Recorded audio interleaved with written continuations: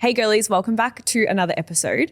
Today we're going to be deep diving into how social media has gaslit us into thinking lots of wild shit is normal, and we're going to be calling it out. I can't wait. There's so many different things that we have been wanting to speak about on this episode, and it's because in 2025, we can't escape it. We are constantly tapped in, we're constantly logged on, and I think that there'll probably be a time in the future where we look back and think of what an impact that had on us socially, mental health-wise, and all of that. And we just want to start highlighting some of the things that we see all of the time, and we kind of think to ourselves, like, that's not actually normal or not something that we want people to think everyone is doing. So going to start with actually is because we are online all the time and we're following lots of people, and most people are posting their highlight reels. Now, some people, and we try to share some of the more real side of stuff, but again, we don't need to overshare. We don't need to share everything. It's up to individuals what they want to post online. So the vast majority of what we see is going to be the wins, the holidays, the promotions, for example, or the training wins. And I really want to help balance that by saying that that is not what is happening all of the time. And I want to make a conscious effort to make sure that that is known, because with every up, there's a down. And I think that if you are naively following lots of people that are only sharing the travel, let's just say the engagement, or the thing that they've purchased, for example, it's going to have a bit of a flow-on effect of feeling like you're not doing enough, or that you are behind, or all of those things. So if you feel that way currently, I really just want the take home to be that it is a highlight reel. And although we already know that subconsciously, it is a good reminder, because everyone is going through their own things that they're probably not posting on social media. And it's okay if you're having a bad day. They probably do as well. They're just not posting about it. Absolutely. And we don't want you guys to ever feel like you're behind. I know I was saying this before we were actually recording at the cafe. I was watching yesterday on TikTok a girl doing a haul. She was going to Europe and she was doing a haul of all of the clothes that she has bought for her holidays.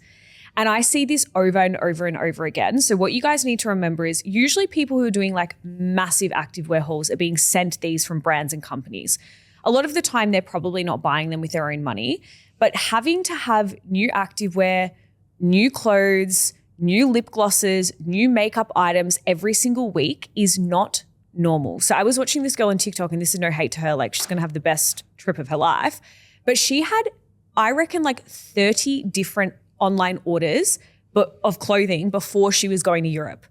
And I looked at it and I thought, how many people would be watching this video going, I can't afford to buy new clothes because I've already paid for a holiday. And then if I don't buy new clothes and I'm not in the most trendy, quote unquote, fashionable items, can I still post content on Instagram? Am I going to look like a loser? Like, all of these things are coming into your mind. So I just want to give you guys a little friendly reminder that we don't want you guys to ever feel like you need to be keeping up with all of these things and spending so much money on new activewear, because the reality is I'm not buying new activewear every single week. I've definitely been caught up in it though, where you watch other people on social media buying all the cute activewear sets, and then you're like, oh, well, I should buy that, or I should, spend my money on that. But the reality is, like, you can wear your old gym shorts to the gym as long as you're going to the gym and moving your body in some kind of way. Yeah, I think the getting caught up in trends is really big, and also just that awareness that the people that you're following that do constantly post new things are probably doing it either for their job, which is fine, but just not having that like, I should be doing that as well. And the example that Kate just said, like, I also work with a couple brands that I really love, and they send me things. So me posting new things is because most of the time it's because I've been gifted it, which I'm super grateful for.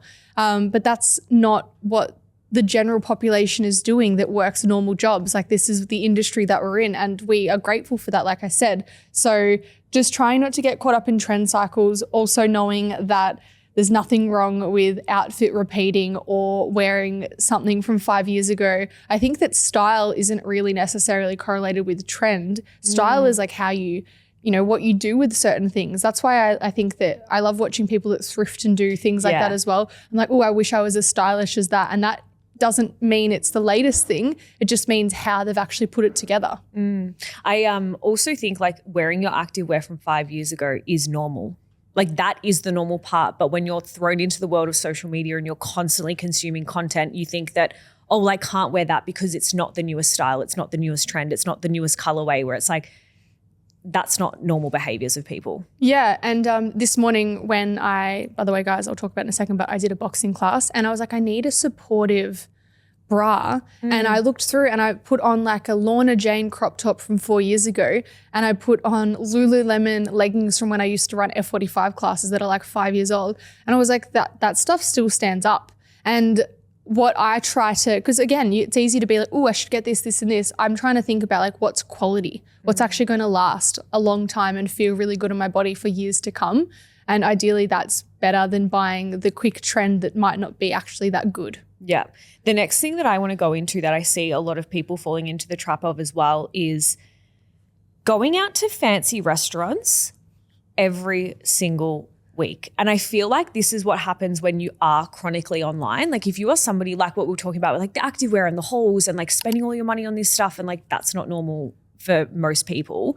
Same thing goes for like going to restaurants all of the time, like really expensive fine dining restaurants, and then you potentially feeling like, oh, I haven't been out to dinner for like 3 months because either it's not a priority of mine, I can't afford it, it's just not something that I do. And then sometimes I feel like people fall into this spiral of, you know, getting really dressed up, going out for dinners, doing all of the fancy shit, but not even being present in the moment because they're too busy documenting it for social media. Yeah.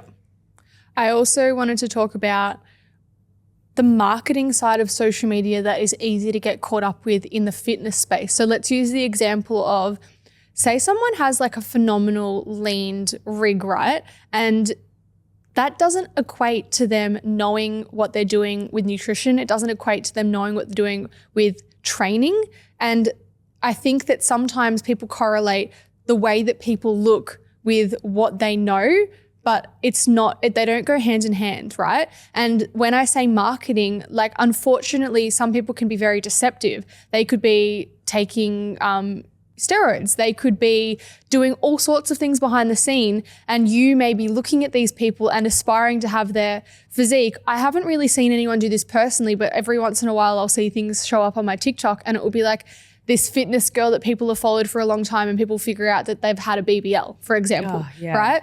And again, I can't think of any personal examples of that, but that's what I mean. If you were comparing and buying a glute program from someone you saw online only to discover that this person has, you know, deceptively done something without disclosing that to their audience while profiting off that, like that to me is morally wrong. I'm all for doing whatever you want to your body, but you should disclose that if you're basing your business off that, right? So I think that, again, that is not normal to be thinking that you need to look a certain way or, you know, just blanketly following certain people. Have a little bit more discernment because things are not always what they seem. Yeah, that shit pisses me off, like hectically. 100%. And it's also like, you know, like any weight loss drug. Yeah. Right. So same thing goes. There's been a lot of things across, like, I don't know these people personally at all. It's just like what I've seen on social media where a lot of people have been, and again, I'm going to preface, I don't care what you do with your body. I don't care if you want to get a boob job, if you want to get a BBL, if you want to lose weight loss drugs to, use weight loss drugs to lose weight. You do you live your life, whatever you think is best for yourself. The issue that I find, or the thing that pisses me off, is when you're profiting off a lie. Yeah. So if you're selling ebooks about how you lost 30 kilos in 30 weeks, but you're actually using a weight loss drug behind the scenes, that's when it's not okay because you're telling and influencing your followers incorrect information and you're selling false hope. So I do agree. I think it's really, really important that as a consumer, and if you are somebody who is online and you are wanting to get the physique or lose the weight or do whatever it is, that you do have some discernment in that and you do your research on the people that you're buying from. Another thing that you also need to pay attention to, and we've spoken about this in previous episodes, is genetics play a massive role, right? So the way that somebody, and we've said this about our bodies, right? Like being a different height to somebody, you are going to look different.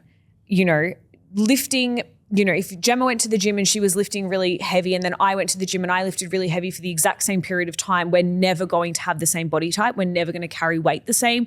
We're never going to be as lean as each other.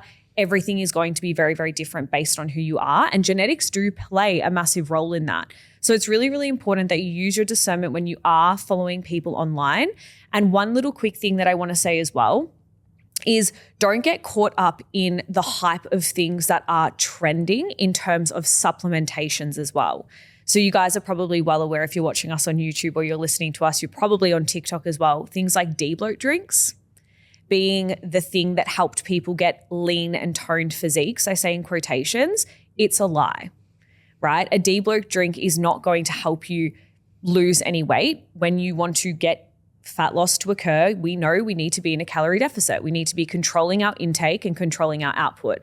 A little greens powder that you mix up with your little electric spoolie thing in the morning is not going to contribute to you losing weight or staying leaned and toned. That's not the way that things work. And I think it's really important that just because one influencer is saying to you, or fitness girly is saying to you, this is how I keep a lean, toned stomach all day, it's probably too good to be true. It's not even probably, it is too good to be true because they don't work like that. Yeah. And just don't get caught up with the latest workout routine or supplement, like Kate has said, as being the golden thing that you need to finally see results if you're not consistent with any one thing. Because it's really easy to think, okay, if I just do what she's doing, and it's actually really confusing because as a consumer, you're on social media and you want whatever it is. You want the business goals, you want the physique goals. And if you're following multiple people and just constantly chopping and changing because you think that it's normal to jump from, let's just say what's recent, like Pilates and then maybe Hydrox and then maybe strength training. At the end of the day, if you just stuck with one of those things that you enjoy the most, you would see the best results. The chopping and changing and needing to change constantly all the time from the novelty point of view is probably going to actually impact you getting the best results because you're not going to be consistent. Yeah. So I think that's a really big thing as well. The next thing I wanted to talk about is when we are online all the time, it's kind of become a lot more normalized for as long as I can remember now, actually, since maybe COVID, where we're chronically online. We're always consuming. We're not having moments of actually just processing our emotions or stillness and things like that. And that's something that I've made a conscious effort of this year, but something that I think that has been normalized is just this need to always be plugged in. And if you're ever feeling overwhelmed because of that, because say when something, bad is happening in the world and you can't escape it if you're online and then the TV and then the radio, I think that from a mental health perspective and also just from a giving yourself a break point of view, it's really important to be aware of any habits that are starting to creep up, like where all of a sudden you realize that you're not going a second without picking up your phone and that's making you feel a negative way, then have a boundary with that where you're actually having moments throughout the day or phone on do not disturb. Something that I've used this year and Kate also uses is the Opal app. And I've loved that. I bought it for a year at the start of in January because it basically blocks my social media use Monday to Friday. And that has helped basically circuit break that habit because I was noticing that I was feeling like I didn't want to miss out on anything. I was feeling the need to constantly be in, but I wasn't feeling any better from that. I was actually feeling worse. So just be aware of the fact that if you're feeling a certain way, go outside and touch some grass, go outside and give yourself a break. You do not need to constantly be online. I agree. Even something that I like to do maybe every 4 to 6-ish, start that again, girlies. Something that I like to do every 4 to 6-ish months is actually move around my apps on my home screen because it's very easy when you are chronically online. And I wouldn't say that we're chronically online. I've got pretty good boundaries with social media. I use it purely as a business tool and connection with you guys, like the community of the podcast.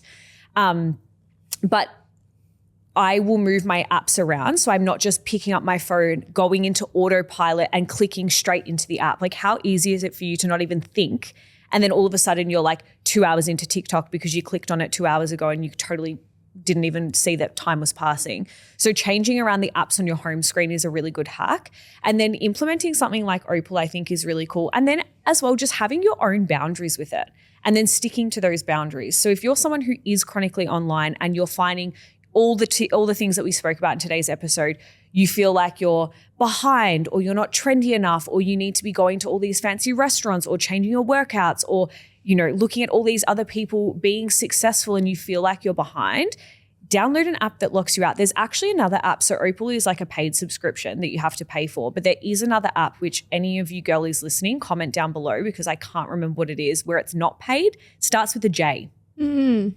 Anyways, but there is another one that locks you out where it's not a paid app and you pretty much just have to follow the boundary of not being able to constantly consume and then being able to be present in your life. Like I've even fell victim to this before, and Gemma, I don't know if you can relate, where you know, you're like going out to go like see your friends and the whole time you're just thinking about like, oh, could I just take content for this? Like this could be content, let's take photos, where it's like, how nice is it just going out with your friend, having your phones on the fucking table and just enjoying each other's company and being present in the moment without thinking about, oh, like, you know, this person went to this restaurant and I really want to try it and she posted a really hot photo there. So then I've got to post a similar photo. It's like, just relax, be present in the moment and just plug out if you need to.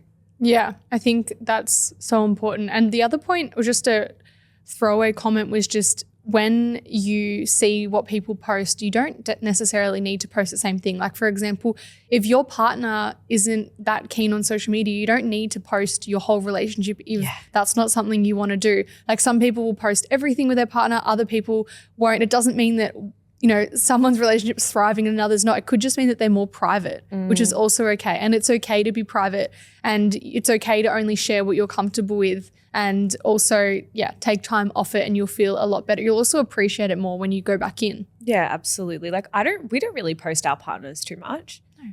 Because mine just doesn't really Ben doesn't care. Well, Aman doesn't care either, but he just like never uses social media. Yeah. And like he even DM'd me the other day, which was so random. Like he replied to one of my stories and I was like, what are you doing on social media, you freak? What are you doing? Ben just sends me memes and reels and that's it. That's about it. Like. Yeah. But yeah, it is really like consuming sometimes. Like you'll watch other people's relationships, like doing really cute trending reels and videos and you're like, oh, why doesn't my partner want to do that? Or should I be posting more of my partner? But the reality is like Jem said, it's not a measure of whose relationship is better or whose relationship isn't.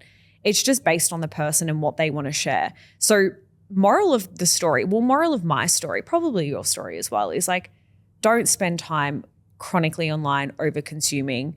There are lots of things that make us feel like we are behind or they're not normal if we're not doing posted on socials. And we just wanted to really remind you throughout this episode that a lot of the shit that you see is not normal. Like doing the reels and posting all the whole videos, even like lip glosses. I know this is so random, but like what are we spending on a lip gloss these days?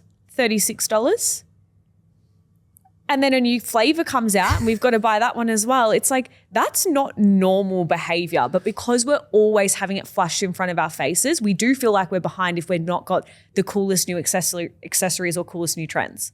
Yeah, I think the FOMO is a big thing and just try not to get caught up in the FOMO as much as possible, especially if like other people have different priorities. If your priority at the moment is to travel, then you're going to probably be doing lots of that stuff. If your priority is to save for whatever, it's like if we're all operating with different priorities and different things that we value, then that is no measure for comparison because it's just not going to make sense. It just depends on what you value, what you want to spend money on, what you want to spend time on, and just as much as possible, don't get caught up in the FOMO if that doesn't align with you.